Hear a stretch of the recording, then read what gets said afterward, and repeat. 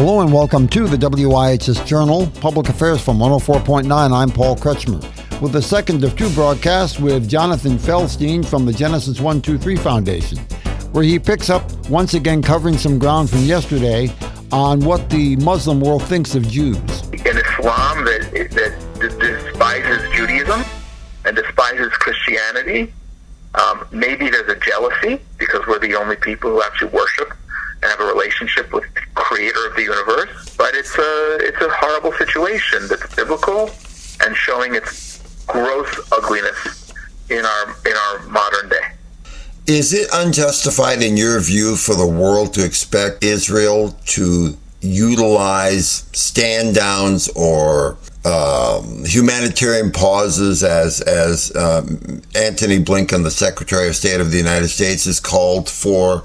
If you put Israel up against its opponent and can say that one nation is sovereign and chooses to be as appropriate in its behavior on the one hand, while recognizing that what Hamas has done and is doing is far from appropriate because they're terrorists. Can you draw a parallel between those who are terrorists and those who act appropriate because they're a sovereign nation and understand what the rules of war are and what appropriate behavior by nations is? No, there's no parallel. It is completely not only unjustified; it's obscene. It's obscene, and Blinken, who saw the horrific pictures, and President Biden, who saw the horrific pictures, and John Kirby, who openly wept on live TV after seeing the images. They have to know that this is not Islam. This is not an enemy that you can negotiate with. The enemy that has to be defeated.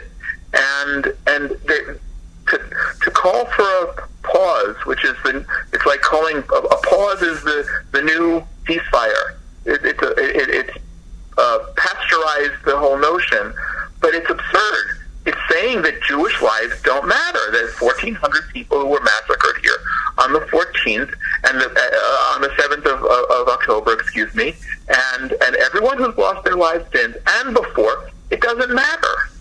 We have to be given the leeway to defeat this evil, and it's an evil that's I was going to say it's not going to come around and bite the West in the butt.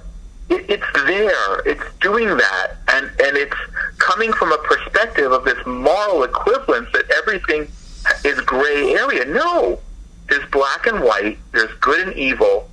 And I don't know if in my lifetime, other than September 11th, that I've ever seen such vivid good and evil. And anyone who's on the right side needs to be on the right side. So when the Israeli ambassador to the United Nations responded with the rebuke that he did to the Secretary General of the United Nations, in your view then, and in the view of people you know, it was entirely appropriate what the ambassador said. And if I might characterize it, the thing that Mr. Guterres said was not appropriate under the circumstances as we see them. No, it was gross what the Secretary General of the United Nations would say. One would hope that a mature adult getting into the position of becoming the Secretary General of one of the largest world bodies that's supposed to be about bringing peace and coexistence and the nations living together would have a sense that there's no moral justification for anything that Hamas does or stands by, full stop. And what he did was to draw some kind of equivalence in saying, well, there's a context. No, the context is not the existence of the State of Israel. The context is not the quote-unquote occupation, because Islamic murder of Jews and Christians predate the State of Israel. The context is there is evil, and that can't be pandered to. And that's why we started this petition, Free the Hostages, at the Genesis 123 Foundation website, because we need the world to step up and help Israel push back on the pressure for this pause or ceasefire, and the terrorists toying that they're going to give up 12 or 15 hostages. That's not even 10%. And what we're seeing, and this is something that I realized today when we launched the petition, we're seeing the same thing that happened at Entebbe. You and I, we've now established that we're old enough to remember the hijacking of the Air France plane to Entebbe, yes. Uganda in 1976, and the rescue that took place on July 4th as the U.S. was celebrating its 200th anniversary. What happened in the days and weeks preceding that was that all of the non-Jewish and non-Israeli passengers were set free. And only the Air France flight crew stayed with the Jewish and Israeli passengers. And we're at a time right now, whether someone's a Christian or just a moral human being, that they need to decide if they're going to be ones to abandon the hostages because they're Israeli and Jewish, and Israeli and Jewish lives don't matter, or if they're going to stay and stand and fight and at least sign a petition. So we're praying that millions of people around the world will sign that petition. Is it fair to say, to conclude our conversation, Jonathan, that the fact that you have a son and a son-in-law currently in the IDF has a lot of the energy that drives you as a person and as a Jew in what you're doing and what the Genesis 123 Foundation is doing then, sir? Well, the Genesis 123 Foundation exists to build bridges between Jews and Christians with Israel, regardless of my son and my son-in-law. We've been doing that since before my son went into the Army and before my son-in-law was married to my daughter. But I'm super proud of them. They both serve in combat units. They're both primed to do what they're needing to do, doing what they need to do, and I'm proud of that. And there's no place I would rather be or raise my children as a Jew in the world today, especially what we're seeing. But we're existing in a fearful time. We're existing in a period where I know my son, who has not yet been called to go into Gaza, could be called to go into Gaza, could be one of the first combat troops in Shifa Hospital in Gaza City to take out the terrorists and rescue the hostages at risk of his own life. And that's so we don't kill more civilians on their side than humanly possible. We're putting my son's life on the line. We're putting the life of hundreds of thousands of other Israeli soldiers on the line, so we don't have to go in and carpet bomb the place, and we can bring back the hostages.